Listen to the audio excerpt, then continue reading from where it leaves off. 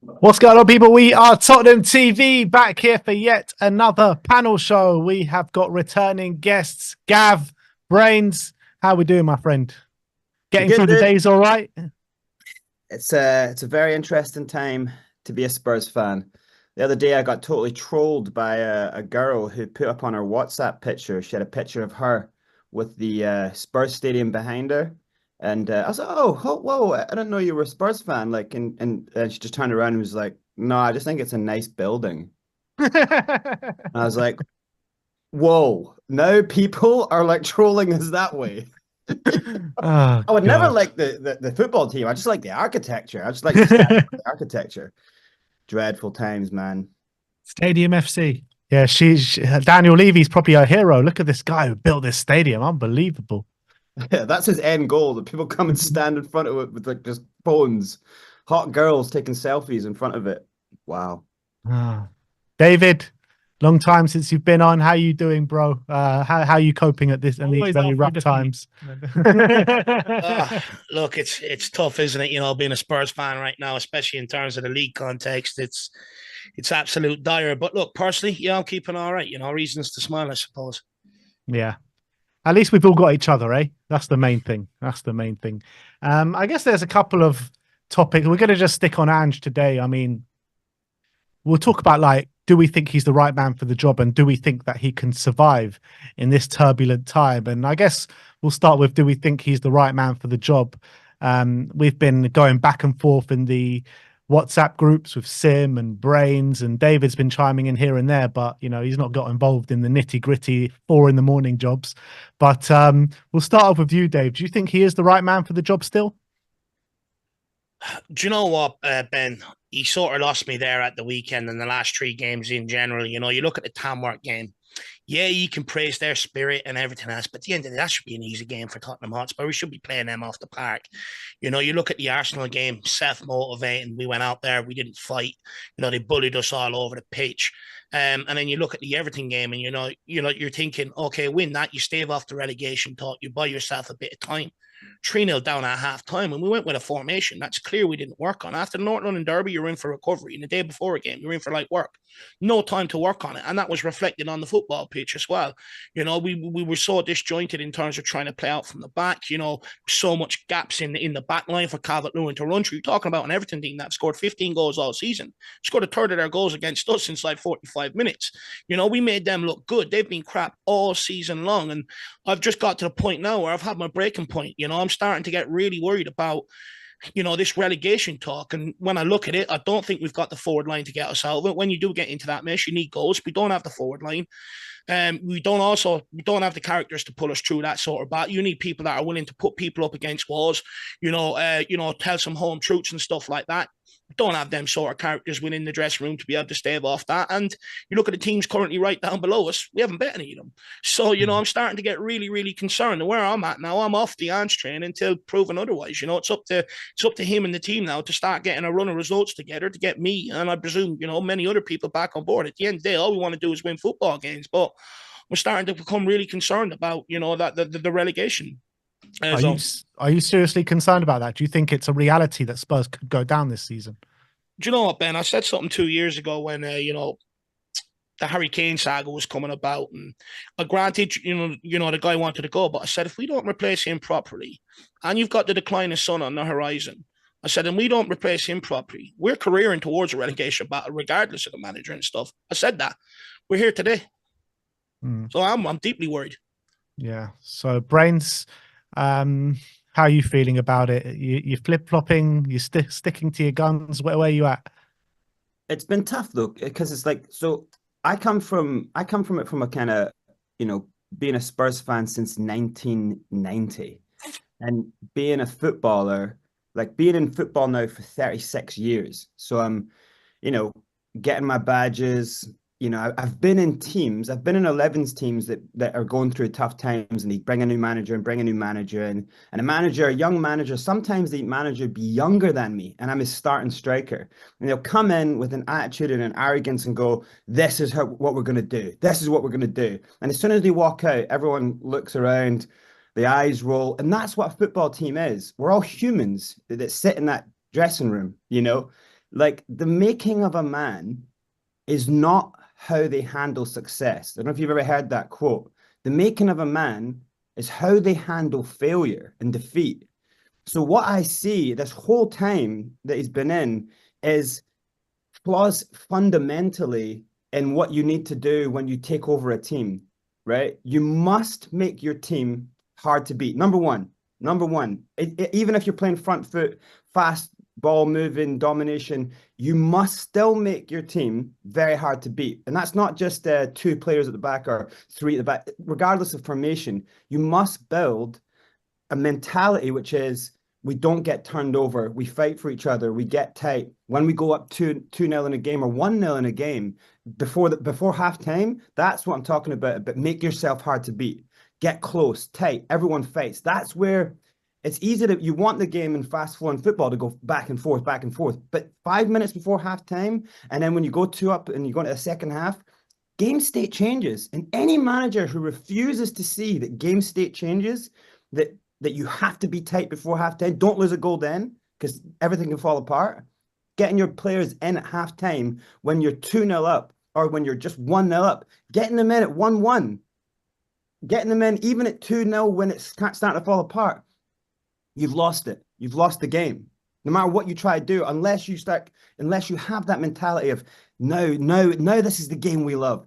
Get tight, get strong. We do not lose this. His mentality is we do not stop, which is amazing if you have the first mentality right, if you build the first thing, because then you believe inside you that you've got the strength that if they turn us over, we'll get back, we'll get strong. So you can play the fast front foot way. We have not ever built that. Even when Van de Ven's in, even when Romero's in, we've never built that believability of we are hard to beat. So of course you're going to see runs of 10 games sometimes. You're going to see a good little run of games. But I have not once seen that this team has a mentality. And not just in that mentality of mentality across the board as people. It's like he will always say, I'm not here to parent or to father these boys. Like, I'm not here to be their dad. Okay, and that's fine.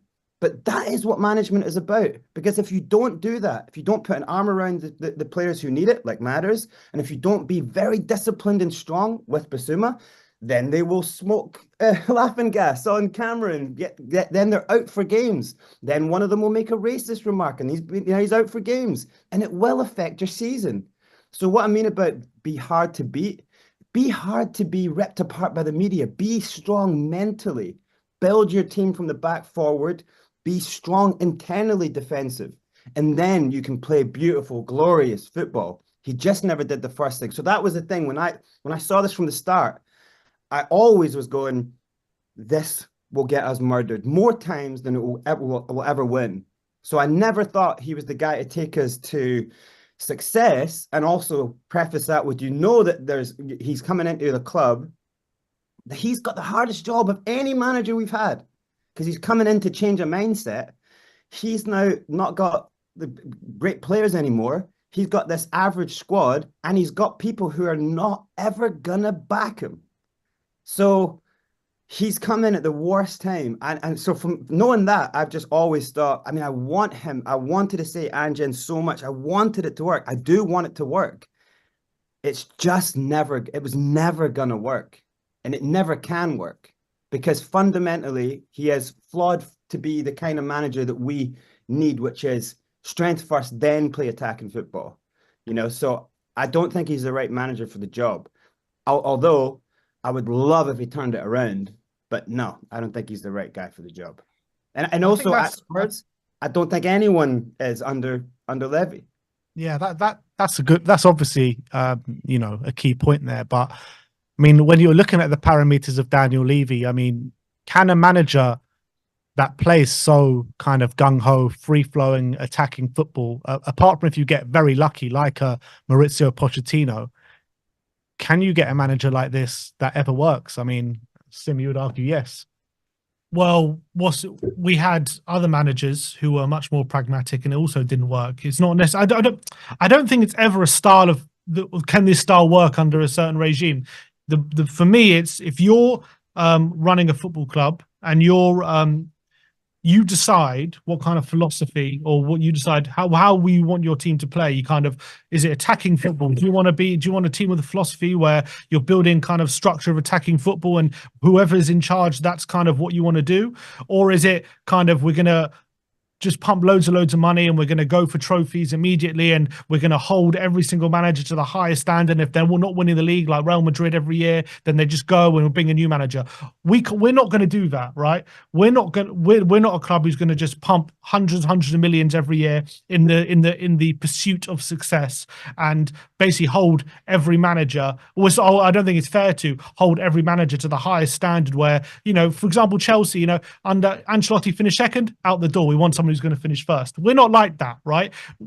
We tried to be like that in a weird way with these other managers, and it completely flopped because we're not going to invest what's necessary to be that kind of team. So we have to do things in a different way. And obviously under Pochettino it worked. You gradually build a team that could obviously compete, and it takes time. And now the the idea was we want to do that again. And Ange is trying to implement a mentality and a way of playing that could have sustainable long-term results, play unbelievable, intense, swashbuckling football, which we have seen evidence of when it does work. We all love to see it, and I think it's brilliant. It's brilliant to watch. Now, can a manager play that way at this kind of football club? It's going to take time for it to work. It's not going to work, especially under the current circumstances when we have all the problems that we currently have. Then it's going to be very, very difficult. But can it work in theory? Can we build a team eventually that could play this kind of football and be successful and compete at the top? It can work, but it needs time. It needs investment. You need to be smart, and you need to have the right investments. You need to give these young players like Gray and Bergvall time to grow. You need to give Ange the time to build this kind of build the squad that's suited to the demands of the Premier League and European football when you're competing for those kind of things. I don't believe inherently just because he's at this club and he wants to play this type of football, it cannot work. It can work, but I think at the moment, the way things are, when you're in the situation that we're in, it's very difficult to get out of the situation, keep playing the type of football that he wants to keep playing, when we keep picking up injury after injuries every single week, and he's asking more and more players even more. He's asking more out of these players because we're losing games, and the performances are decreasing, and he's kind of saying, look, we need even more from you because we're losing games, we need that extra effort, and then we're losing even more players, and it's kind of a vicious cycle that's currently happening right now, which is leading us to spiral in the situation that we're in. But I don't think inherently, because he wants to play this way of football and he's at this club, it just can't work. I don't believe that, in my opinion. I think it can work. I think it just takes time. I agree with that. In general, Jose Mourinho's football would have worked. Conte's football would have worked if we do go about the way they want to do things. Exactly. The problem is, and the one thing I said it when we hired, I don't know if you remember, Ben, I said the biggest misconception about Ange Postecoglou is a project manager. He's not. He's a winner. He wants to win things straight away. He's done it everywhere he's been. And this is the big problem at Tottenham. We want to go on a project. We want to build something, but we don't have the guy that's known for doing that. Postecoglou is not. Go on. No. Just to interject there, I agree with you. He's not been a project manager in the sense that he stays at clubs for 3-4 years and implements all these. But what he does do, and what he's been trying to do at this club, which he had definitely been doing, is he comes in, he completely lowers the average age of the squad. He does blood in younger players. That was underway before Postecoglou came in, though. Paratici set about that long before Postecoglou came to the club, about lowering the average age of the squad. No, but that's what. But no. My point is that's what Ange does at his previous clubs. And he's done that all his other previous clubs, completely bring in fresh blood players, get rid of the experienced players who are no longer doing it, and blood in younger players and give them fresh opportunities. That's exactly what he has been doing at other clubs, and that's his remit here. 100%. He's not been a manager like Pochettino or whatever, who's been at clubs for a long time and implements like all these things, but definitely in a rebuilds in a short space of time. He definitely has been doing that. Look, 100%, he'll want to lower the average age of the squad because he needs workhorses. He needs people that have legs in his team, but not to the extent that we've done it to him, over the course of the summer where you're bringing in a load of teenagers. There's a middle ground there. And for me, I think, any manager's style and philosophy can work at Tottenham Hotspur, but we don't implement it. The problem we've got is You look at Jose Mourinho, Conte, and Postecoglou. They're all steadfast in their belief, their philosophy, and their way of playing. But the way we operate in the transfer market, we operate for the club's benefit and not for the managers. And this is the inherent problem at Tottenham Hotspur.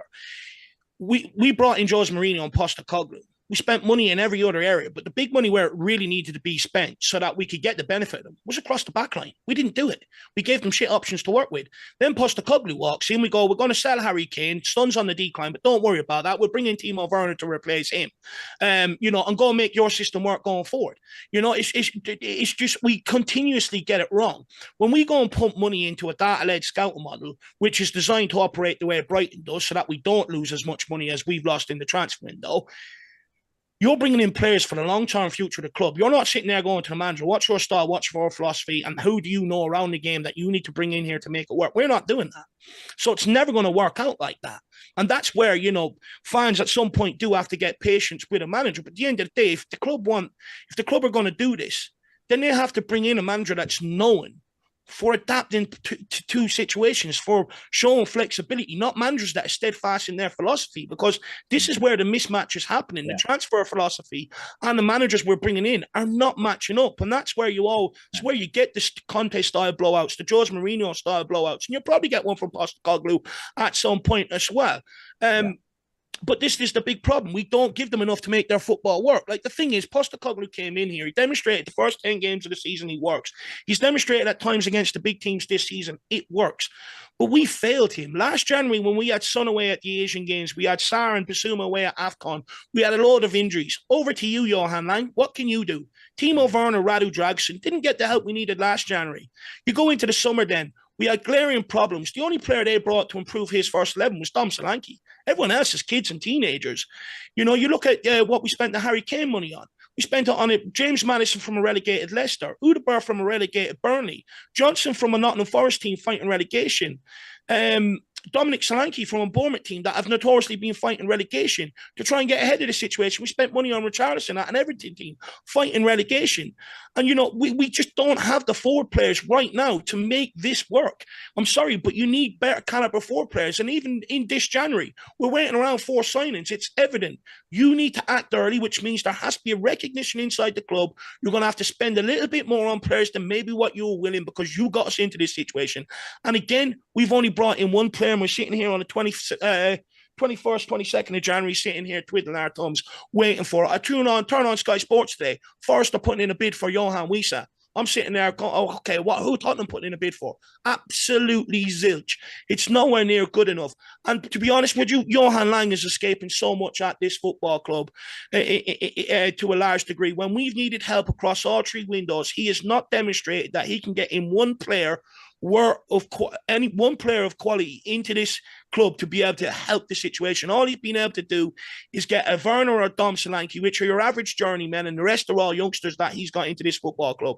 He can sell the dream of Tottenham Hotspur to youngsters who want to make a Premier League move. But he can sell the Premier League dream. What he can't sell is Tottenham Hotspur to players the way Paratici did. When Paratici was in charge, he looked after the academy, brought in young players, brought in players for the here and now, and built the scouting department. And even when there wasn't any in the budget, there's a loan with an obligation to buy a house that'll stretch the budget. You got Johan Lang, who just cannot do this job. He doesn't have the contacts to get the players in. He doesn't have the sway or the pulling ability to get the players in. And make no mistake about it, he has let Ange Postecoglou down. He set him up for failure before the season even kicked off. I was on last one on Spurs, and I was saying about the January transfer or the summer transfer window. I says, I'm really alarmed. The only player we've brought in is Dom Solanke. The rest are all youngsters.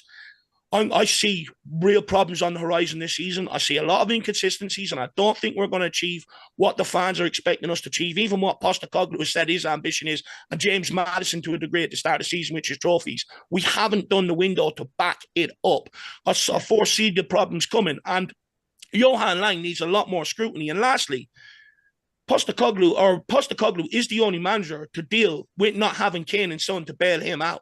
Every other manager has had that benefit. Even the season before we sold Harry Kane, 22 points in terms of winners and equalizers he put on the board that season, let alone how many Son done last season. We don't have that season.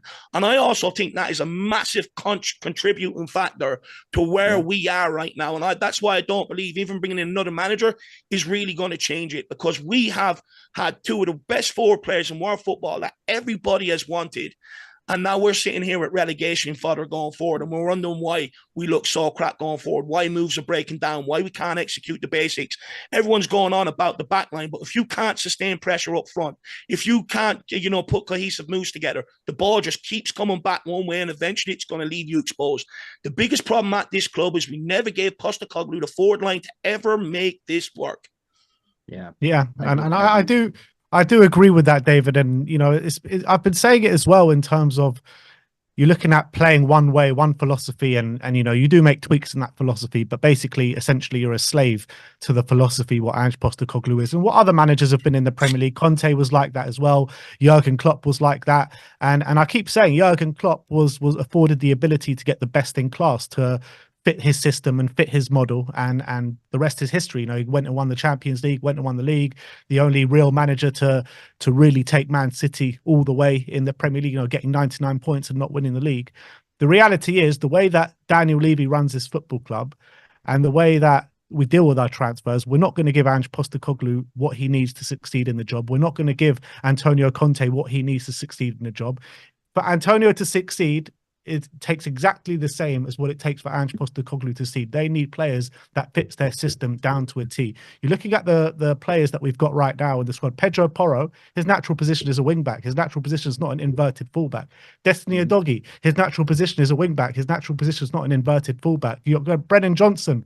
He's not the exact fit that we need for a wing style player in our football team. There are so many kind of square pegs and round holes in this Tottenham starting 11 and squad in general. And it was exact same thing as what we had with Conte. And in a strange way, actually, if we had the team now is actually more suited to a Conte style of play than it is for probably an Ange Postecoglou style of play, which is so classic Spurs. So I think what Spurs need as a manager to move forward. And look, I do like Ange, and I would love to be proved wrong, and I pray to get proved wrong by Ange Postecoglou every day, but I just don't think he's the right fit for this football club, the way Daniel Levy likes to run this football club. And I agree with you, Dave, so much that we need an adaptable style of manager, someone like Marco Silva, Thomas Frank, someone of that model who can switch it up game by game. Because I do think when you're looking at the Spurs squad, it's not a terrible roster of players, and with a few added bits of quality here and there, I think a manager can get the best out of it. But I just don't think that manager is going to be Ange Postecoglou.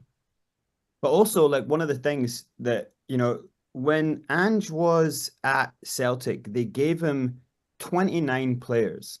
In the second season, they gave him 14 signings. He already had picked, he had gone through the hard times and the adaptability of what he saw needed to happen. And he got his first team, kind of the formation of his first team and how he was going to go forward with it. Then all he did was just give him numbers and quality. And so he was able to rotate, he was able to play, he was able to do Europe and the league and multiple competitions. Like, that was just never going to happen here. So, but the conversation, so if you take, I agree 100%, just pretty much everything that they've said, and they're not points that you can really get past. They are like the most, and when I've kind of spoke about this stuff with Sim and you, Ben, like, it is like, yeah, he was never going to get back though. It's like, we know that. So once you have to go, but then as the conversation, what your question is he the man for the job now? Like, should he stay or should he go, really? And it's like, well, he definitely is not the man for a kind of, if you don't give him players, then he obviously can't play his system. That's obvious for everyone, right?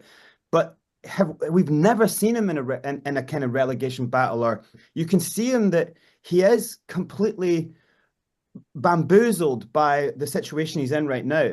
He's saying, stick to your guns. And then right when you probably kind of just need to stick to your guns now, then he goes to a back three when you don't have time to train it. Like, that for me was like, oh no, like, no. Now you're going to lose so many more people who you really couldn't afford to lose, So it showed that, like, so for me, like, a lot of the stuff that I'd seen, I don't really critique the ego and arrogance, because those are sometimes things that a manager has to bring in, because he has to create this kind of aura of like players have to look up. There has to be this kind of thing with the manager, right? And he has to stick to guns, because that's kind of what brings you to the party. So there's all of that stuff that is like very understandable, right? But then once you are in, and once you kind of know what Levy's about, and kind of obviously he's learning, but once you see the real state of the problem here, where you're never going to get 14 players in a transfer window, you are never going to get that backing. Then you kind of go through a season, and then you realize, okay, so this problem I've always had with the way I normally train, which isn't a big problem when I've got 29 players to deal with, but it is a huge problem here when we do not have enough quality. You know, like we're saying, take Son and Kane away. We've said for years that this would be a mid-table team. So we haven't done anything to mitigate how bad we would be without their quality. So you really have given Postecoglou a mid-table to lower team, really. You know, like, especially for his style, because now you're going to be in so much more problems. So then he's coming in, you know, at the start of seasons is the only real time where you can set up your style of play, your training methods, and how you're going to go at it through the season. Because like Dave's saying, when you're playing 3 times a week, you don't have really hard training sessions. You don't actually really get that. So you don't have time to change things at mass. So your fundamentals are set. So now when we get into this problem, it's like, then that's what, Sam, that's what you're talking about. And that's what he's talking about with the context, right? My biggest problem with that is he saw this last season. We lost a lot of players last season, and we ended up having Emerson Royale, Ben Davies. We were going into big games with them in the back line, and we saw how problematic our season derailed, and we only really kind of just got it back. For me, that's when he goes, all right, look, I'm having a meeting, you know, and I'm saying, look, I don't want to ruin, like, getting top 4, getting top 5, you know, with top 6 with Spurs. I'll take that, but I am not going to go another season if you're not going to give me what I need, because I will kill these players. The way that we kind of do just our fitness, and the way, and you don't have the medical team for it. I personally know that they do not have a senior physio at the club. They only have straight from university physios. They have one guy who oversees it. He's not a hands-on physio, so he doesn't really know he just oversees everyone's medical records. They don't have a serious. You go to Arsenal, they have guys who've been in it for years. You go to any big top 6 team, they have hands-on physios that have worked across sports, worked at the highest level of sports. Spurs have guys who are straight out of uni. That means they've never helped a player get from near injury, see him through it, and then get them or get them from tear to recovery. So that's what we're dealing with. So, but the thing is, he knows this. He saw it. So then, for the life of me, I'm going, even if you don't like the player, you must rotate them. You cannot play Van de Ven more than 2 games. You probably can only play him for 70 minutes every game, maybe, right? Just until he gets enough game time that it's his thigh recovers that. It's the tearing inside. It's the scar tissue. That's the problem that they're dealing with the hamstrings. It's scar tissue. Scar tissue reopens if you don't like get game time and constantly seed it, right? So this is what he's dealing with. He knows the situation. For me, he could have rotated Solanke with Kulu. He could have rotated Kulu with Madison. He could have rotated Ben. Again, not great options, but he did have the players. He could have had Reguilon with a doggy. He could have had Porro out and Spence. He could have had Spence in the European team. He could have done these things. And so the problem is, it's all the case of this guy has no idea how to try to get a club to compete when he doesn't have the squad, and he doesn't have the medical team, and he doesn't have the players to rotate, you know. And I say that's every manager at this level to a large degree. You know, Yeah. every manager, you know, even Jose and Conte couldn't deal with it. Conte couldn't do it. Where things went wrong under Conte the second season is when we started incurring injuries to our best players. You know, that's where things went wrong for him. And he wasn't able to get it back on. And we're seeing this inherently at Tottenham Hotspur. And this is where the problems come in. If you're not building a squad, at the end of the day, a manager picks players on who he can trust. Postecoglou already deemed someone like Reguilon not good enough last season. That's why it was okay for letting him go out on loan. But Udogie got injured. Everyone at the club knew we needed left back this summer. They didn't get one. They said, go and pick Reguilon. Yeah. Like, this is the problem at Tottenham Hotspur. Players that have been around for a long time that don't produce results and managers don't trust. And Postecoglou's not the first one not to rely on this guy, by the way. Conte was the same. But yet all of a sudden fans are going, you've got to play him, you've got to play him. Yeah, from the outset, fine. That's the obvious. But if you're a manager and you don't trust me, you've already said to the club, I want a left back, you haven't got me one.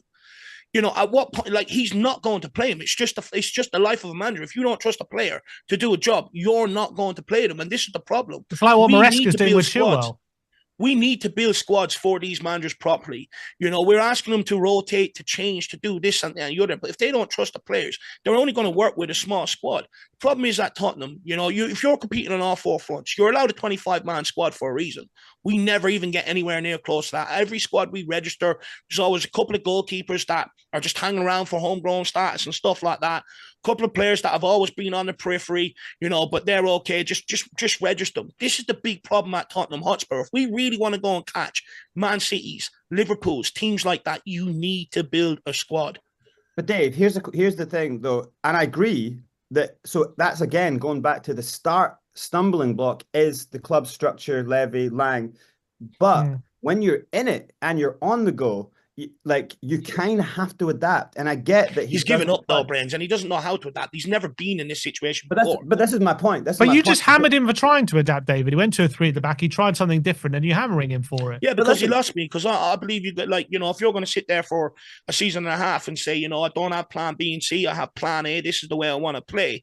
You know, and then you switch to a back three. It's not the first time he's done a back three. It's the first time he started with it. He's only done it with like 10 minutes to go. But I'm saying, but clearly he's done it before. Every time it's been a disaster. Okay, but he's still tried it. In a situation like this. We haven't worked on it. And, you know, I think many fans, if he played the back four, put Archie Gray in midfield, to be honest, I think we would have went and bet Everton. I think the back three was a huge problem. It was glaringly obvious gaps. We didn't know how to play with it in possession. And it's something that we just haven't worked on. The majority of his time at Tottenham Hotspur, he's played with a back four. That's what they're working on. They don't have too much time with travelling and everything else to be really working on these formation changes. And that's everyone why I think lost. Suicidal. The thing is, everyone looked lost, David, didn't they? What he got me is when he said, I'm not going to change. This is my philosophy. And I'm like, grand. Everyone else has to be on board. There's no other option. You know, the club, the players, etc., etc. But I almost feel like when he goes and does that, he's lost belief in what he's doing. And if he's lost belief in it, I'm going to lose belief in it. Yeah. No, I disagree. I think he changed the formation for a specific reason. We didn't have Brennan Johnson went down injured, Solanke went down injured, and so he wanted a formation that could keep width but also still have a presence up front. He wanted Decky a bit more central. He wanted to keep Son a bit central with Maddison, but he wanted Porro and Spence to provide the width because we didn't really have any wingers on the day. So he changed it up, and it backfired. Don't get me wrong, it backfired, and he fell down his face. But he did try something. Like, there's a reason for it. It wasn't just for no reason. It was worse than backfired. He looked completely lost. Every player on that pitch, I'm not saying it worked. I'm acknowledging. I know you're not saying it worked, but it was the complete. I mean, what credit do you give him for trying something and it goes wrong? I'm just saying there's a reason for it, and there's a reason for everything. Yeah, but I'm saying we're constantly hammering him for not changing a plan A. He sticks to it and he changes it, and you're hammering him for the fact that he changed it. Yeah, and it went horribly wrong. But this is my point, though, is that along the road he. It's fine if you go, and I agree with David as well, like some manager, if you don't trust a player, you don't trust the player, right?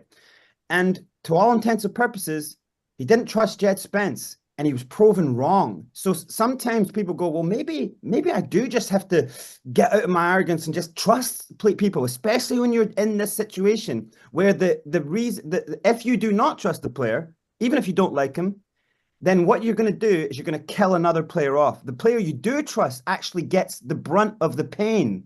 You are killing the players you do trust. So it's this. That's the thing he doesn't have experience in. He's only ever done his way and it's worked, right?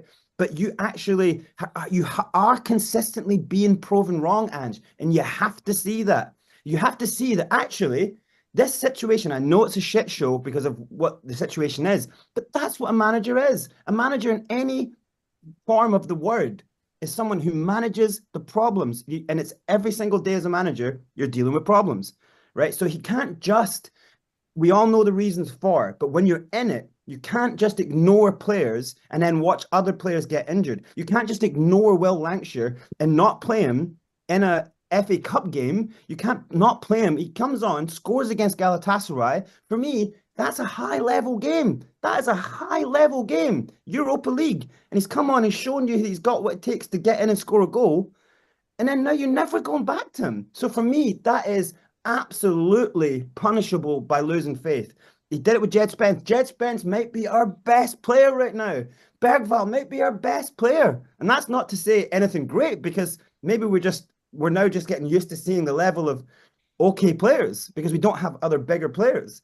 But they are proven week in, week out that he should have had the faith in them. And that is where it's gone down and down and down. Even to right now, he still isn't showing faith in certain players. So then for me, in that context, when all of a sudden, now you change to a back three, and I get that I understand that he was trying to cover Ben Davies. He knew he didn't have space to run. He was trying to give less space for him to run. I get that. But then play Reguilon and Davies, because that's two left-footed players. It means they don't have to turn a certain way. It means there's more coherence and balance on that side, even if they're not, they've not got a lot of game time between them. Or you just don't change things too much. Or you just play Archie where he's been playing for so many weeks, and now he kind of gets the position. Just leave him there and just leave Radu that side. And then 45, 50, 60 minutes, bring Ben on. And don't do too many changes when you're in the shit show. It's like, or just trust Reguilon. Just give him 45 minutes. Just start that game with Mikey Moore. Give Yang a go. Give Will Lancashire a go. I get that it's weakening, and we go, well, these players have, come on, this is insane, right? But he loses the half 3-0 anyway. Were we going to lose the half 3-0 with them? Might you have just seen someone do something special? Might you have been proven wrong again? And maybe just then you would have given that little bit of respite to players who were dying for it. Now we've got players out, getting more and more and more players out. So for me, that's the big reason of like, yes, we know how we got here, but this is only getting worse by the second. So now you're going like, look, I want the best for this guy. I feel so much sympathy for him. But we're killing footballers here. Van de Ven might never recover from this. And it didn't have to happen. There is no way you're telling me a professional coach puts a football player with a recurring injury into a Premier League game against your rivals and starts him. No way you're telling me that happens. That for me is like, he should have been pulled out then. Like, how have you done this to our best player? Of course it's going to happen. He had two centre backs who had injuries, and he's going, oh, but Romero, it wasn't. It's the same thing. Injuries leak on from, if one leg gets an injury and it's fine, the other one takes too much strain because it's not ready yet. It's mind blowing that he threw them in that game, and then bang, we lose them again, and then it gets worse, and then it gets worse and worse and worse and worse. So he has. I get it. How he's been treated, wrong. His legs have been cut off from the start. But when in the problem, where you have to show for the first time in your career that you can be versatile, you're in the big leagues now. This is not other leagues. This is not where you've been supported. No, you've not been supported. No, like I said to you, the mark of a man is how they handle adversity. Now is when you prove you're a good manager. When you don't have it all your own way. This is what he should have been going, finally, I've got the chance in my career to show I can do something special here. I've got a dreadful board, dreadful medical system. I'm being, stabbed in the back all over the place, but I can do something here. I can have trust in youth. I could reinvent Reguilon. How amazing would that have been? Instead, we're sitting here going, no, you've killed Udogie. You've killed Van de Ven. Like, that's the lasting memory. And if we keep going, Porro and Kulusevski are going to get killed as well. But look, exactly. I got to go, guys. So I'm gonna leave you guys. I've got to rush off. But thanks No for worries, coming on. Ben. Have fun, You my kill man. Ben. He's killing Ben now. Don't pull Kill your him, hamstring. Ben. But I was going to say on that, the thing is, what I think you are seeing, like, you know, because people are asking Conte to adapt and Jose to adapt and change and this, that, and the other. And I think what you're seeing is managers, if they're not getting the help from the board, I think what you're seeing is them less inclined to adapt. I think if the board helps them out more, they'll be more inclined to adapt. But the reason why they're less inclined to adapt, because they're going, I've got to make this so glaringly obvious that they get this done. And that's where I think the problem is, Brains. I do agree with you. I know that, yeah. But, you That know, doesn't if a manager is constantly being railroaded, he's not going to sit there, I'm going to adapt. Because then once you do that, the board prove that they're right to a degree. And then all of a sudden they start taking more and more and more shortcuts.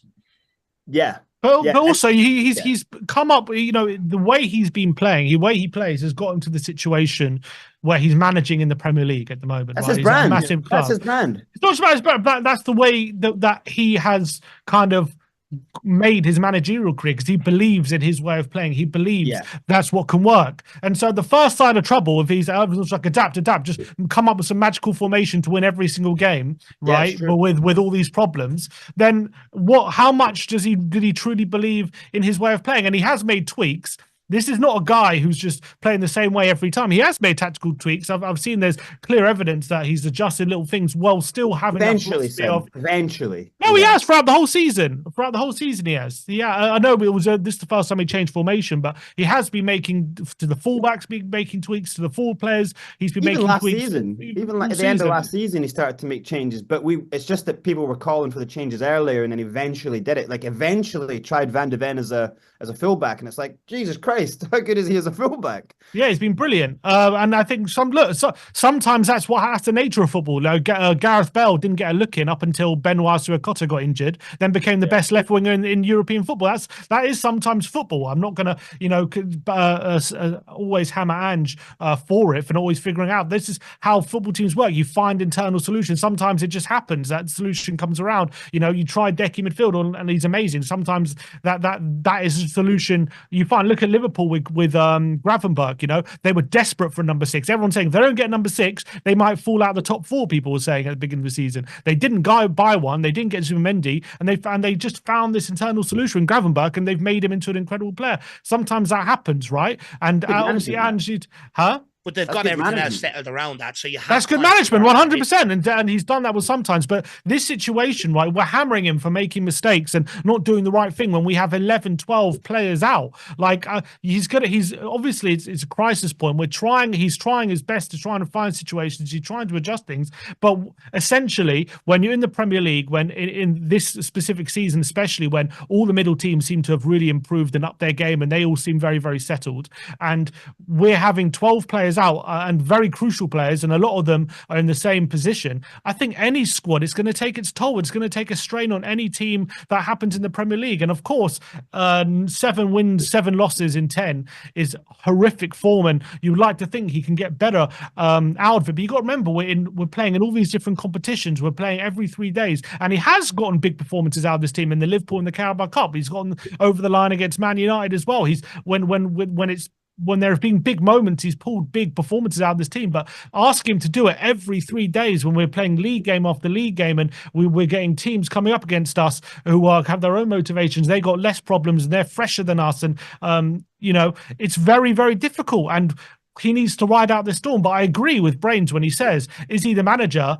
If we are going to get pulled into a relegation battle, is he the guy to pull us out of that and to really get us the results we need? Or is he going to play, keep not adjust, not do what it needs to be done to get yourself out of a situation like that? Yeah. That's a big, big question mark. And I've always said, I do genuinely believe, and I stick to that, if we get out of this situation, we do get to have players back, and the injuries settle down and we have more players available, I do think results will start to turn. And I do think we will get ourselves out of the situation. But the fact of the matter is, Sam, how can you see us getting? This is the thing that blows my mind. How can you? I'm genuinely interested, because I want to believe in what you say next. But how can you see us get out of this situation? This is the fascinating thing for me. How do you see it? That's the problem at the moment. I'm not sure if that's the issue.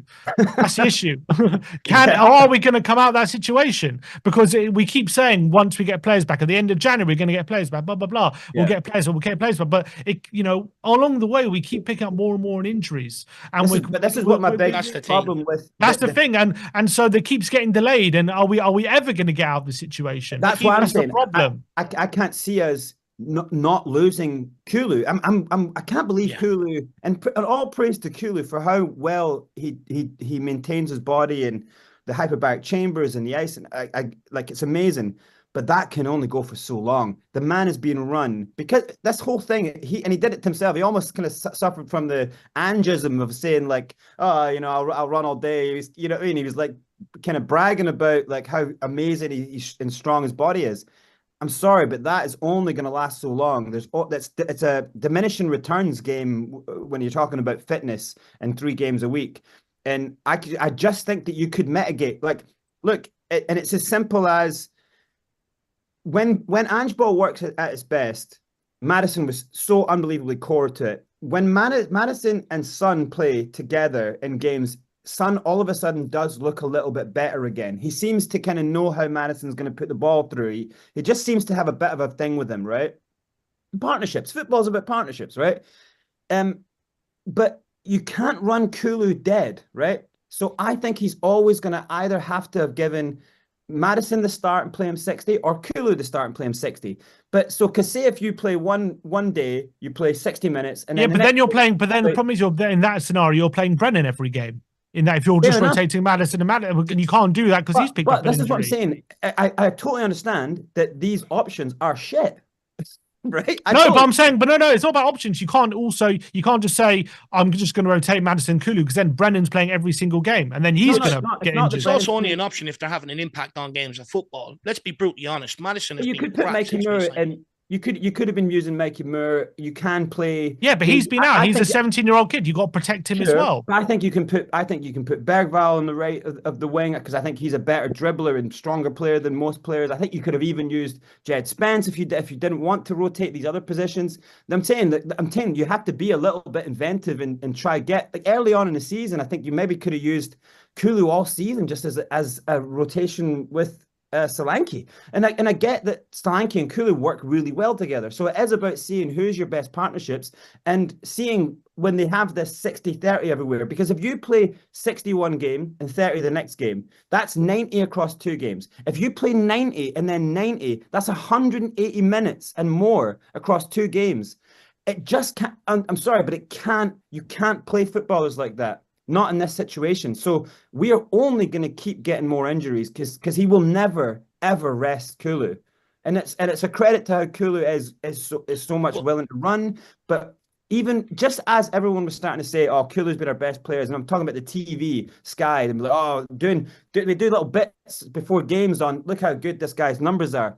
That's backdated, right? By the time they were doing that, I was already seeing Kulu fall off a cliff. Couldn't run, couldn't hold the ball up. Every time the ball hits his leg, bounces off, getting easily pushed off the ball. Every time he gets it at the halfway line, he loses it. Like, it was already looking so bad. And Kulu's performance against Liverpool might have been the worst I've ever seen him play. Not even in a Spurs shirt, ever. When he was struggling to get back in at Juventus, like, ever. He could not do a single thing with the ball. He ended up hiding Kulu in the midfield. He put him like as one of the lower players. He told him not to press. He told him to drop off. He was hiding a player instead of just going, get off the pitch. Like, do you know what I'm saying? So it's like sometimes it looks insanity, and I get that he trusts him so much, but all you're doing is you're killing him. You need to give him a rest. I agree with you.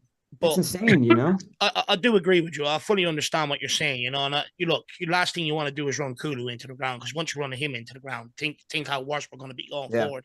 In general, I fully agree with you. But here's the problem: he tried resting him against Maine, or not against Maine, against Tamworth. Gave Maddison, Johnson, players like that their opportunity, and this is where I think players have to take ownership as well. Someone like James Maddison. Now, look, it doesn't take a genius to work out. There's been a falling out. He did play Werner as a striker, and Werner got in 2 or 3 times, and this is the thing, you know, he's trying. The reason why, look, it doesn't take a genius to work out there's something going on between him and Madison, right? They had a falling out a long time ago, not picking him for the North London Derby, massive games. He's starting a lot of them on the bench. And in times like this, when you're not willing to throw a player in there to rest others, it shows that there has been a massive falling out there. So Madison needs to take a long, hard look at himself. Brennan Johnson, he's been devoid of a lot of quality. The only thing the guy can do is finish off other people's moves. Can't create any, can't hold up the ball and stuff like that. So much lacking to his game. He's spending a lot of time on the bench. Timo Werner, anytime he's tried to bring him in and rest other people, he's let him down. And this goes back to my point of building a proper squad. When he is turning to these players, they're letting him down. They have to take ownership. Quite frank, if I'm Madison, I'm being rolled out for that interview after. I'm embarrassed. I'm sitting here watching my players pick up injuries, run themselves into the ground while I'm sitting on the bench having a war with Postecoglou. It's embarrassing. It's absolutely embarrassing. What really concerned me was after the Everton game, I sat there and I watched Sky Sports and I watched them do the Man United interviews and then do the Tottenham interviews back to back.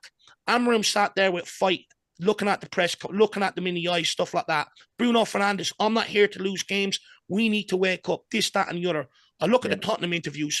Ange mumbling, looking down, no confidence in him. I look at James Maddison mumbling, looking down, no confidence. Don't even look like we have to fight to get out of this. And that's what really concerned me when I seen them player manager interview and player manager interview back to back. Let's not forget Bruno Fernandes, Man United's captain. James Maddison is also in the leadership group at Tottenham Hotspur. And that's what really sort of concerns me. And this is where I think Postecoglou got it wrong when he picked that leadership group in the first place. I was one. I did come out and I said, I'm not sure about this leadership group. I think if times get tough, they will not stand up. Son is just a nice guy, but he doesn't have the ability to pin someone up by the scruff of the neck if they back chat Postecoglou or back chat another player. Which I'm sorry, you need an dressing room. You're talking about elite level sports. People can get carried away. Sometimes you need a little reality check. If Son's not prepared to do it, then you need someone like Maddison to do it. Well, Maddison's having a falling out with Postecoglou, so he's hardly going to go around and keep people in check and have to fight to stave off this battle for Postecoglou, is he? So, and I think, Romero to a certain degree, fine, but he's injury prone. So, I think the leadership group, Vicario, another one entered into it out. So I think the leadership group is all wrong. And I think if he really wants to stave off this and go forward, I think he really needs to change that very, very quickly. But the minute he does, you lose Son, you lose Maddison, and you lose the rest of them players in the leadership group. So right now, he's up a creek without a paddle, no armbands, no floating devices. He better be a good swimmer. But the thing is, we talk about, Ange's future and everything. But let's say we sack Ange tonight and Iraola comes in tomorrow. How much changes in the short term? How he's a manager, also has his philosophy. He also plays a high intensity football. He also plays the way you want. Are we going to ask him to Iraola to adapt immediately and never implement his style of play because we only have 11 players, so you can't implement it if you come here right now? And if we're saying, well, if Iraola comes, he can only really implement his style of play once players come back, then are we not just better off waiting for the players to come back for Ange, if you know what I'm talking about? Like, what if we're talking about sacking Ange right now because the results are what they are and the situation we're in, what kind of how much changes with a new manager right now if we sack him? It all depends on whether the guy coming in goes, look, I've been making game plans against you for 2 seasons now, or he comes in and goes, look, you're easy to play against. Let's just, you make your teams easy to play against, so if he comes in and he knows that fundamental of make your team hard to beat, and if you're running everyone dead, he would come in and do that. That would be the first thing. The problem is like we're saying about Ange changing the formation. It doesn't have any time. So his fundamentals would all be in people management. It would all be like trying to get the squad, get the people together, go, look, we're going to anti-football. We're going to sit deep for a little while because we know that Spurs do have players who can break. Like, that was always, for me, like in the last 5 years, how good we would break and play through the lines and counterattack. And actually, a lot of the times this year, that's kind of what we've seen, is we're just really good when we counterattack. So maybe play into the strengths there. If I was coming in and I was Areola, I would just be like, for just to get you through this process. That's why managers like Deitch and all them come in. They just go, look, I'm just going to make this team unbeatable. I'm just going to get everyone behind the ball and get that mentality in their head in video, in like the room, not on the, you kind of don't have a lot of time to do it on the pitch, but it's that idea of everyone gets in line. James Lawrence Alcott broke down one of the goals, right? The first goal, I think, or this I think it was either the first or second goal we conceded, and he because he has a football, he plays a good level football. It was a mentality thing of why the goal was conceded. It was a positional thing, sure, but it was a mentality thing of players just not being alive and awake. And you see us, Pape will give away the ball, Bez will give away the ball in places which mentality-wise, a manager, that is his responsibility to say, no, you do not lose the ball there. Not 5 minutes before half-time. Not in the first half. You do not blind pass the ball into someone's running angle. Like, these are things that players are doing, which are kind of wacky, he's trying to give them license to be creative, right? But we lose goals that way. We're seeing it all the time now. That first goal came from Sarr giving the ball or losing the ball easily, and then bang, overload, and we lose the goal, right? So it's little things like that. If you are a manager who comes in, just has fundamentals and gets players down and say, look, this is what we don't do anymore. We don't make that pass. We don't play ourselves easily into corners where they can, recover the ball.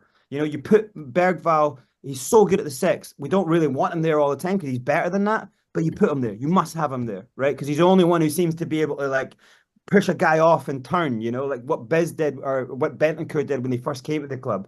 So there's little things like that of just like watching tape on Spurs and getting them a little bit stronger at the back, not thinking, not being held down by this, I must play front foot football. This is my brand. I must do go. Because that there, I'm sorry, but that style of football is the easiest style. Every time, like in our Sevens league right now, we play there's one team that's got two former Premier League players. One's a former Spurs player.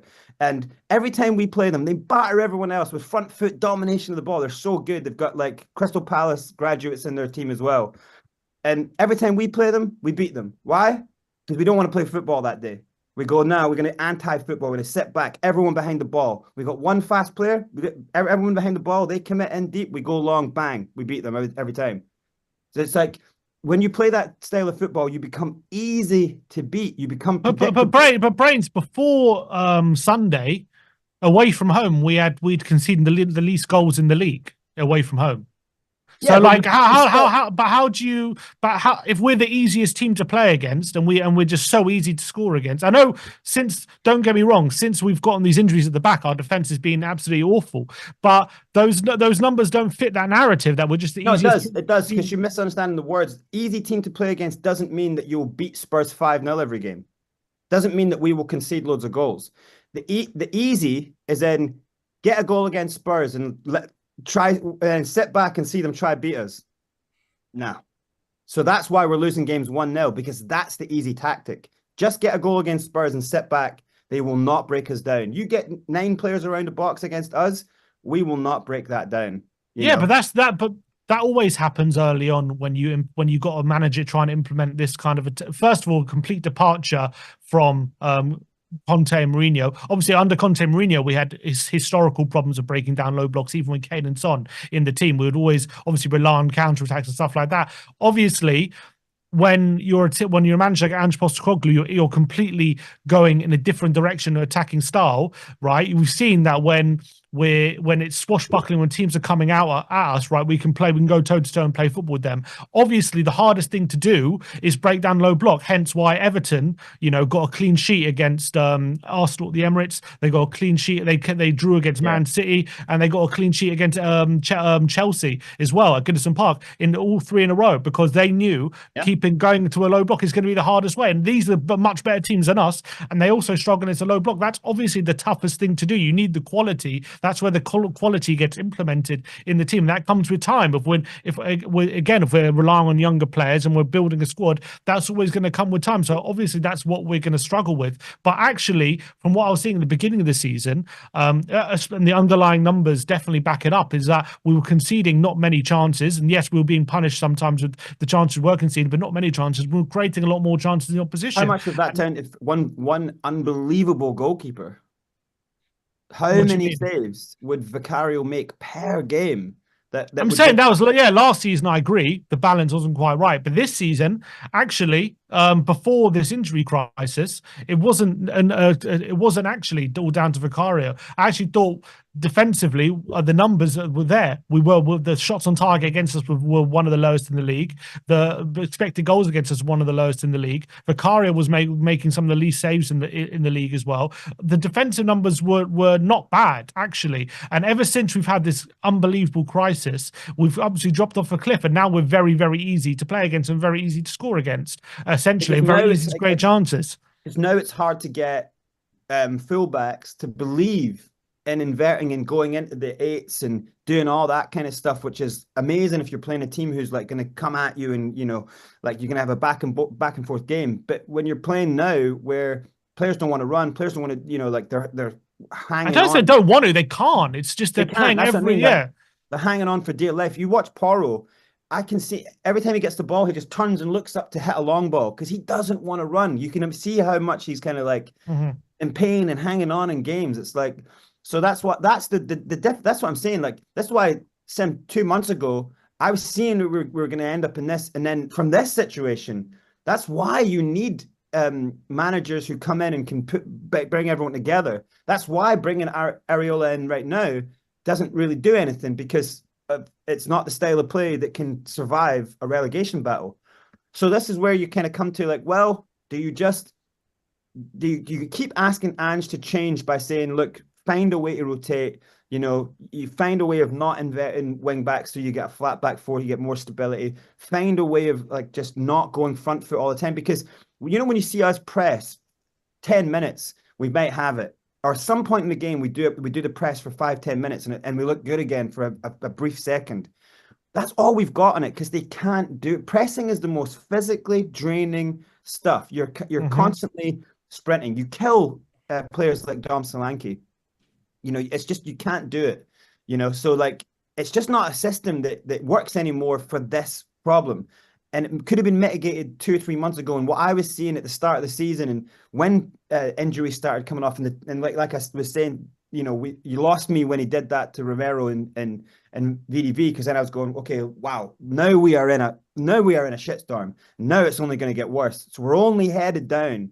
So I'm actually, this is what I was saying to you, is like, there's a little bit of change in my opinion here, is that now I'm almost at the point where now it's too far gone. Like just bringing a Deitchen or someone to relegate, to kind of almost mentally relegate yourself into the situation you're going, we are in a fight.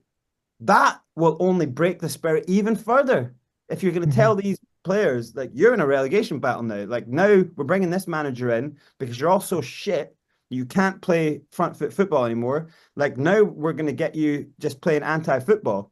That's only going to kill them even more. You know, so you're almost, so now I'm kind of going, I think you need to let them see it through. I don't think there's a way out now. The way out was 2 months ago, 3 months ago. If you were going to change him, that's when the way out was. Not now. Now you got to hope he can get through this. And if he can get through it, then maybe there's a turnaround.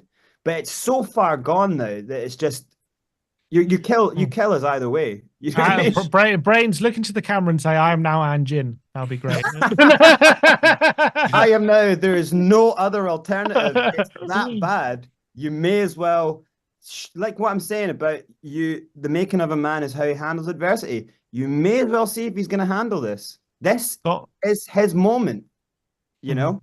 Well, they're never going to sack him in January anyway. When you're talking about trying to get players to sign for a football club, who's going to sign for a football club when you don't know what manager you're going to be playing for? You know, so they're never going to sign sack for a him football club that's in a relegation battle. David, let me ask you this. We've obviously, in my opinion, I think the season's been completely derailed by injuries, and that's why we're in the situation that we are in because of the state of the squad. Obviously, other people disagree. Some people saying, you know, even before the injuries, we're still losing games, and it's not just because of injuries or blah, blah, blah.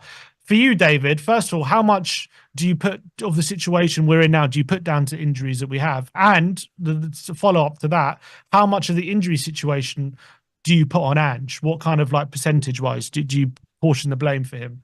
Look, there's no doubts injuries derailed their season. It derailed last season. It derailed the season before that under Conte. You know, it derails a lot of our seasons. For me, you know, look, when I had the opinion I did, but go on last word on Spurs in the summer about the transfer window and foreseeing the problems. That's why I struggle to allocate a lot of it to Ange Postecoglou, because I could see us sleepwalking into this situation. I've seen us sleepwalking into this situation the minute the club decide to sell Harry Kane and go and start buying relegation fodder in here to replace him.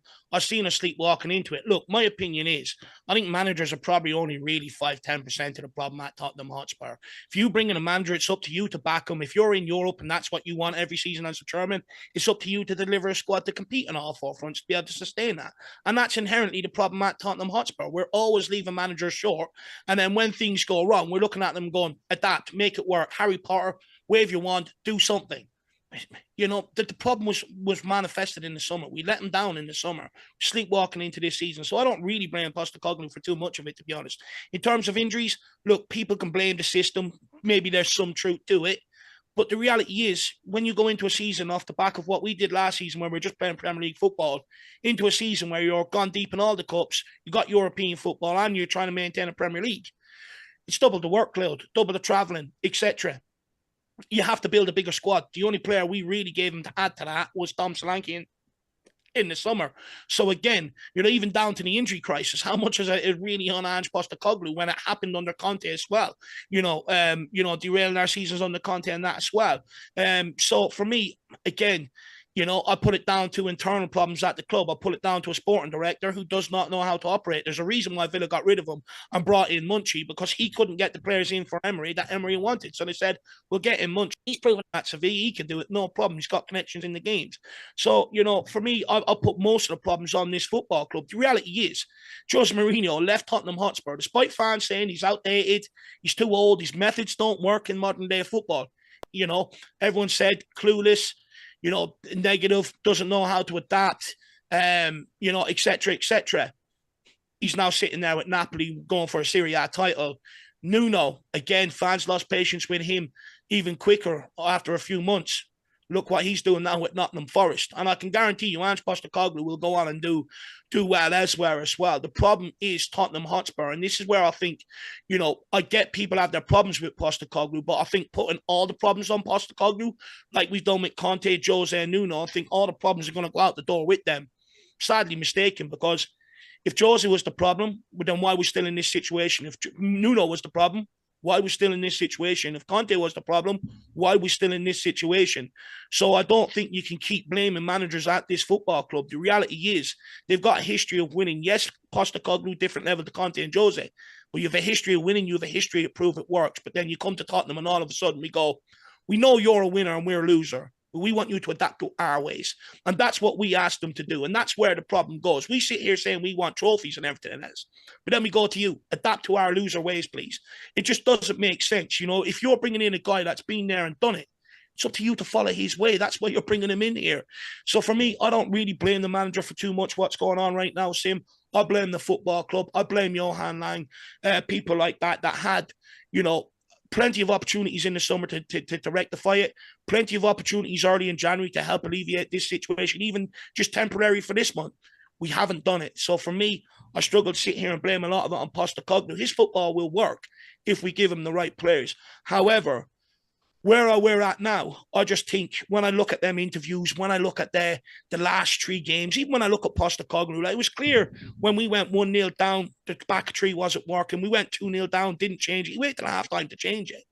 It's too late. I almost feel like he's just sitting there going, sack me, I just want my paycheck, I want out of here. You know, and I just feel like it just needs fresh ideas right now. Yeah, is it going to change anything? No, it's not. It's really not. But fresh ideas will stave off a relegation battle. So that's, I think, where I'm at with this situation right now. I feel so sorry for Postecoglou. I never wanted to be at this situation. I think Postecoglou, to a large degree, is a competent manager. But the reality is, if it's not working, it's just not working. And at some point, you've got to make the change. And I don't think it'll be this one. I think the fact that he got to the semi-final, I think they'll see that out because they sacked Jose Mourinho off poor league form. Fans went mad, even though there was a cup final to play for. If they do the same with Postecoglou with their chance going to Anfield, I think fans will also use that as a thing to bash him with. And let's be quite frank, even look, well, where do we even go from here? The last three managers we've brought in, Jose Mourinho, Conte, and Postecoglou, they're all out of contract. We haven't had to pay a transfer fee. This notion that we're going to go after Thomas Frank, the guy at Fulham, Iriola, it's not going to happen. Daniel Levy is not going to pay a transfer fee to get a manager out of a club. So then you turn to the free market. Sean Dyche, Sam Allardyce, Gareth Southgate. Does any of them inspire people? I don't think so. So what's out there on the free market that where he doesn't have to pay a transfer fee, which he's not going to do when he's already trying to find money for January. So where do we even go from here? And that's my big concern. Even if you change manager, we're still going to be in this situation in 16 to 18 months' time because we failed him in windows where we could have aided them. It's that simple. So I don't even know where we go from here. I just think the big problem is we never replaced Kane, we never replaced Son. Every manager that came in here was able to depend on their professionalism, their training, implementing their messages behind the scenes in terms of getting players on board to a large degree and stuff. Even in games, depend on them to get us out of situations. We don't have that at this football club anymore. Even if you brought Iriola in, which I hear people compare, but the difference with Iriola and his injury crisis is they're playing every 6 days or every 7 days. They're playing once a week. So his players are fresh enough during the week. They can recover. We can't. And also, they've only just hit, really. They've only really just hit at the beginning of January. 100%. But even if you look at it, our players are playing every 3 days. So there's not even a chance to give them a breather to a large degree. So even if he came here, he's going to suffer. He's not going to look as good as he has done at Bournemouth.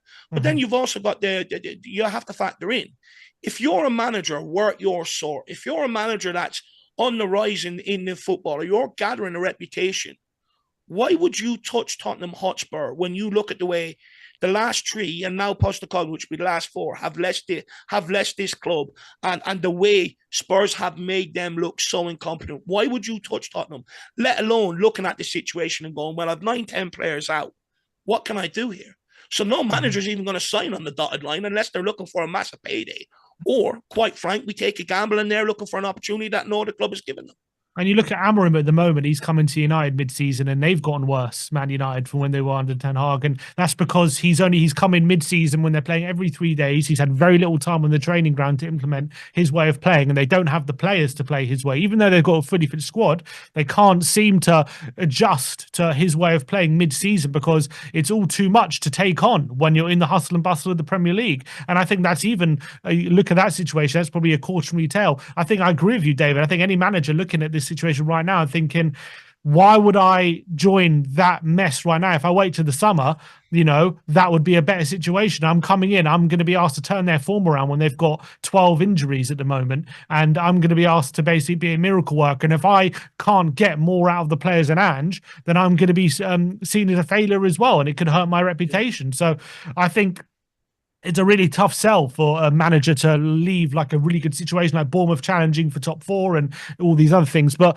Gav, we've been back and forth on WhatsApp about this injury crisis and all this kind of stuff. And, I know you hold Ange responsible for a lot of the injuries, but in terms of, maybe his lack of rotation and stuff like that. But how much do you sympathise with him when it comes to it? How much is down to luck? How much of this injury crisis has been unavoidable? Or do you think, when you put a percentage of it, would you say over 50%, 60% is on Ange? Where do you land on that kind of spectrum? There's no real luck in football. Like, bad luck is like one or two things, not a recurring situation. It's like, so I agree 100% that he's not given the players needed. The club knows that he had hamstring, and like loads of injuries at Celtic.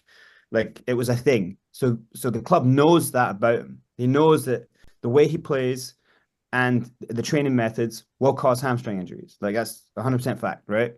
So they don't like, so again, it's complete, like, it's just all on, that is all on a club, right? But then when you do have fit players at the start of a season, or like even last season when the injury thing starts to happen, at some point he was asked by the media, who said, Mickey van de Ven has recurring injuries. Maybe there's some changes that you could make to kind of prevent. This was before the crisis really took off, right? This was just mostly about Mickey van de Ven being such a core player in the way he plays. The question was asked to him by in one of the pressers, and he said, "If you're asking me if I'm going to change my ways, no." You know, and fair enough. And changing his ways is the idea of like rotating players, even if he doesn't want to and stuff. You know, so I just don't think there's any way of denying that the situation was bad and what he was given was bad, 100%. But the crisis is on him. The crisis is like just unwilling to rotate players. Yes, you don't have good players to rotate with. You could say that. That's what he would have said, you know, before. He would have loved to have come out and gone, everyone said Jet Spence was such a good player, but I didn't rate him, you know. But then he doesn't have that because he did have to rotate with Jet Spence, and he's proven wrong. Jet Spence is a great player. So you can't have his style of play, his style of training, and stubbornness together with this club, because it is a absolute recipe for disaster. So it's like just the two worst things to go together have exploded in a crisis that unlike we've ever seen before. But Gav, when you look at Van de Ven, this season, can I just interject? This season, Van de Ven, you look at him, how he's been managed. He has started one Europa League game this season. Why did he start any? Huh? Because at the moment, because Dragusin got sent off, so he had to come. So he had to start. So he has started. He came on like he has started one one Europa League game, and the only other game midweek he started was the game he got injured in, was the Man City game. So it's not as if he's been just played constantly every single week. He has had rest. He's only did start one Europa League game. And then when he I'm saying he's only started one Europa League games. It's not like he's been constantly played in all the Europa League games and he's just never had a break. He only started one. So he played every Prem game with two recurring injuries after a surgery. So the scar tissue there, which is going to take about 6-7 months to get rid of scar tissue. And you have to be very careful with a player like that. You can't play them every single, even Prem game, even once a week. You can't play them every single game. But that's not the problem. Like, it's the point where he's coming back from, because the slide that damaged his leg, I don't even think he needed to do that slide. And he did the same. Obviously tore the scar tissue. But then at that point, then you've got a real situation, like how he was being with Richie. Oh, we've been very careful with him now. You should have been very careful with Van de Ven, who's the best player at the club. That's the guy you had to be careful of. That's the guy who's got a running style, who sprints with a big frame. That's the guy who, like, you almost, for me now, I think Van de Ven is gone as a player at this club. I think he's gone now. I don't think you recover him again. And that didn't have to happen. For me, I think Van de Ven is like, I think he's one of the best players we've ever seen at this club at that position.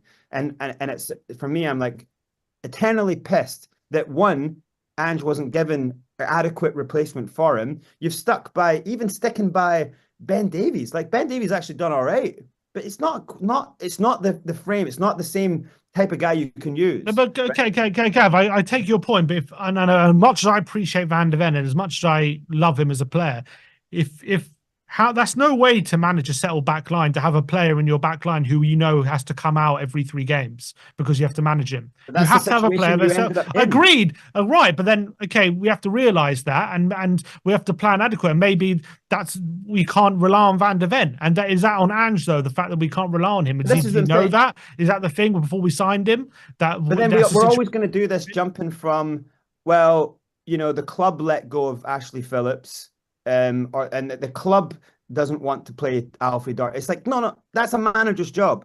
Ange allowed Ashley Phillips to go. But he's trying to create a settled backline. That's what he's trying to do. He's trying to create a unit, right? And that's what the best teams do. You look at Arsenal, Saliba, Gabriel plays every game. You look at Liverpool, Van Dijk, Konate. Like, he's trying to create that solid thing. And if you've got a player like, if you're saying Van de Ven is like that, he's trying to get him to be part of that unit with Romero, a rock solid partnership. When they do play together, they can work really well together.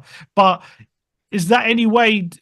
How can you plan? Okay, we've got this amazing defender, but he can only play once every 2 weeks. Like he But this is can't. but this is the problem. Like Van Dijk gets injured and he's out for a whole season. Like clubs have to deal with the fact that you might have And to that lose ruined their players. season. It ruined their Yeah, it season. did. But then we might have to deal with the fact if you want this, if this guy's got a contract for a certain amount of time at the start of the season, he had surgery, right? So you have to kind of go, this, we might not see this guy, especially how he wants to play and how Ange wants to play him. You might not see this guy for most of the season. That just might have to be a reality of it.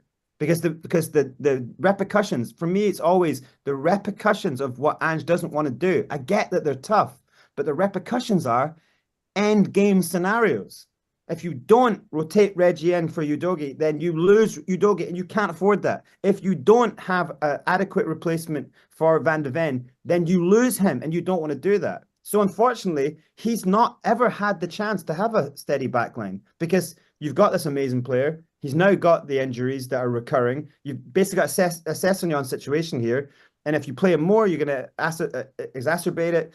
You know, as you play it less, you're not going to have a backline. It's a shit show. But then in the window, he goes, "This is my second season. You either get me the players I need, or I go." Like you have to have some form of strength there. You have to. He can't just be a mouthpiece for the club, going, "No, that's what the press are they asking. They're like, do you think you got back? Yeah, I think I got back. It's like you're just lying now. Every time you're just being a mouthpiece for the club. So what do you want? People like me are going to go, look, am I supposed to take this guy at his word? If I'm supposed to take him at his word, then he is a part of the problem. I don't think that I think he is just being a savior for the club. I think he realizes these are my employers. He's got a bit of kind of pride about it, and he's going, I'm not going to throw the club under the bus. But it's like, yeah, well, the other side of that is you are now under the bus. It can't be both. But it has bought him this time, though, Brains. Yeah, like doing that has bought him the time that we're in now. You know, that the fact that teams aren't really getting any better, the fact that he has constantly been out there saying, regardless whether it's been injuries, whether it's been, results, whether it's been transfers, etc., he's always come out and said, it's my job, it's my fault, I'll fix it, and by doing that, he has bought him this time now to fix it.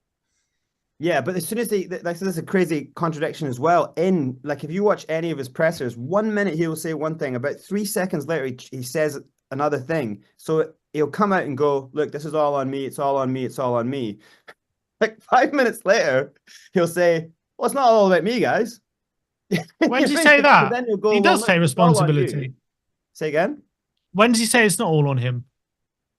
In the same presser, where he said, look, it's all on me, this is on me, this is on me. About a question later, when they were asking him about the situation you're now in, do you feel this makes your job tenable? He was like, oh God, it's not all about me. And I get that there's a flip in but what they're asking in both questions is the same thing. He's giving a different context to each answer. He's going, look, it's not all about me. But then at some point, you need to kind of be going, look, I've been thrown on the bus here. I've been telling you that we need something. The minute he does that, he's gone though. Well, then go out. I thought that Conte went out. I thought that was a really good way for Conte to go out because he's going, look, same owners all these years. Like, but that doesn't help us. We're back in this situation again. The thing is, if Ange, there's no way out of this, though, Sim. There's no way out. You just need to give it time. That's the only way I can see out of it. Is the time get us relegated. It might do, but he might turn it around. He might. That's what I'm saying. It's like it's glass half full. It's just what way you want to go. I'm now in your boat, but only because we didn't do what if there was any way to save the situation, it was earlier. It's too late now. It was like if he was going to be sacked, it had to be earlier. If you would have to have had a backup plan. He's not been, and so now you're going to have to see him pull the whole club out of the mud. And but Gav, you say the way we play is going to cause injuries and all that kind of stuff. First of all, last season, I've looked back at that injury, the injury crisis we had last season. It was Sim's found some sort of Hail Mary stat here. It's not a Hail Mary. It's just I've just been looking into injury crisis last season. Van de Ven picked up a hamstring. Apart from that, the only other hamstring we had was right at the end of the season when a doggy picked one. I picked one up 5 games to go. So apart from that, all the other injuries we had were not muscle injuries, which I think you Yeah. can maybe put down to Ange. We had Perisic had an ACL during training. Maddison picked up an ankle injury during that Chelsea game after he picked up a knock. We had Lo Celso, Solomon picked up a bad injury, but he's always been injury prone. Lo Celso was re-injured again. Bentancur would come back from an ACL and then got injured by that Matty Cash challenge. Yeah. So, like, I think when people lump that injury crisis into the same one here, I think that might be unfair. You might be rewriting history a bit. No, but that's not lumping that into this one. Those are different scenarios.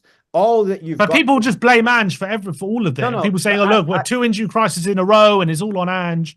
You know, it's no coincidence. Injury situation was not on Ange. Like, there's very few. Unfortunately, one thing has happened which has now made a knock-on effect because it's happened to one of your most pivotal players. But that last season did give you a little bit of experience that with Van de Ven out, you cannot play your system. Like, you have to come up with plan B. You cannot do it.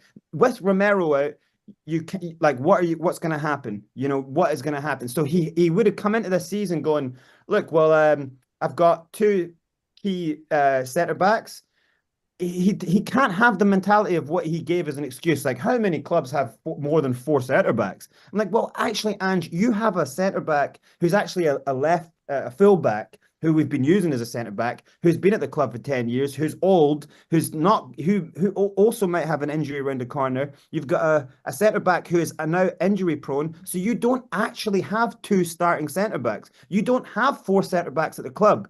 You have 2 fit centre backs and 2 potential issues. So that's why you need 6 centre backs. And so if that is keeping Ashley Phillips and Alfie Dorrington and bleeding them in and playing them so they get used to it, that's what you had to do at the start. Or you get big names, or you buy extra centre backs in the market, and we didn't do that. So yes, his legs were cut off at the very start of the season, but he allowed them to be cut off. Like, he sat there and said, come on, we're not going to get more than 4. God, who gets more than 4 centre backs? It's like, well, all right, well, you knew the situation. But Brent, you can never plan for this many injuries, can you? You can't plan for 12 players out.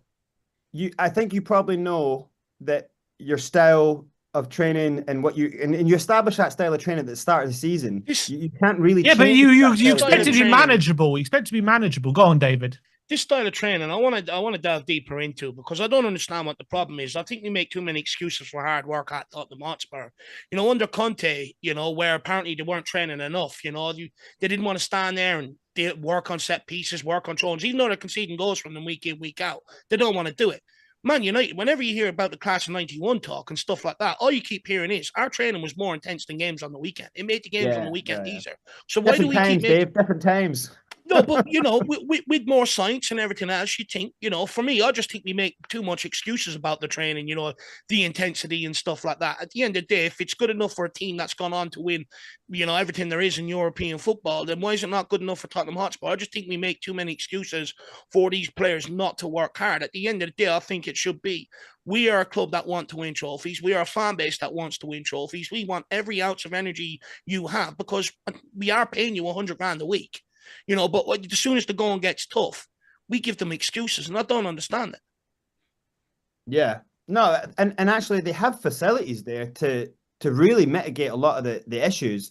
It's just they don't have, like we're saying, they don't have really experienced staff to put those facilities into play. They don't have a structure. For me, if you're playing 3 games a week, I'm sorry, but you actually don't have time to train. Like, you don't really have time other than like light footwork, rondos, a little bit here and there. But that's what Ali Gold says. That's what they've been doing. They haven't been. And I think that is true. But then what you do in the days off is you have like, it's basically load management. And you kind of need leg work, because if you don't keep building the muscle, little tendons get loose. Because when you play, all you're doing is the muscle's actually losing water and losing strength. So you actually have to do leg day in the gym. So they have to do these things that are kind of like, then they just have to kind of, that's why they're in hyperbaric chambers. They're in the ice baths. Like, they're trying to mitigate. It's just, for me, it's a squad that's too short, too small, not ready for 3 games a week. You know, so it's not really the kind of, I don't think that Ange just kind of got them on the training field, right? Like laps, like I don't think it's that. I think it's the actual management of the load in the off 2 days maybe that you get, so that's where you kind of like you need top class physios to work with every single person's specific issue, and they don't have that. But then as a manager, that is still in the criteria of what your job is to oversee everything. And Ange is also we don't have a manager at Tottenham though. We've a head coach, and that's the massive difference. That's a big part of the problem. Once we change that, you're automatically taking them out of a lot of the transfer decisions, a lot of them other decisions in terms of medical personnel, etc. That's what a traditional old school manager was involved in. We've got a head coach. All they want him to do is work on the training pitch and set up the team at the weekend. So now we're asking him to go outside his job description title, and the club won't let him do that. Yeah. I think that's another massive part of the problem. It's like I think he's got a system in play where, to be honest, the person who the people who are really in the firing line are never going to be Ange's like set of coaches and the people, like they're all to blame. I don't think he's got a good enough group throughout the whole club, But so we're talking about who can steer this ship, right? And what you need, and you need a manager. You 100% need a manager to kind of like put the departments in the right place and to get the reports in and to make then qualified decisions. And I think what you can see is he's got no information coming into him telling him that this player is dead, he's in the red, this player's gone, So while I'm saying my opinion is what it is, but that's based on the fact of how he is managing the situation. And I don't think he's got what it takes to manage it well. So while I know all these things, and I totally agree to all these points, the bottom line is it still is falling on him. And so if it is falling on him, then it's his head. Obviously there's hundreds of reasons why every single thing happens the way it does, which every manager goes through. I think if teams that have got relegated before, who have had injury crisis, if they will be hearing a manager moan about injuries, and it will be driving them nuts because it's like, wait, you didn't think we had injury crisis? You didn't think we lose our best? Like everyone does go through that. But I think that on top of the type of club we are and like what he's been given, it's almost like sadistic.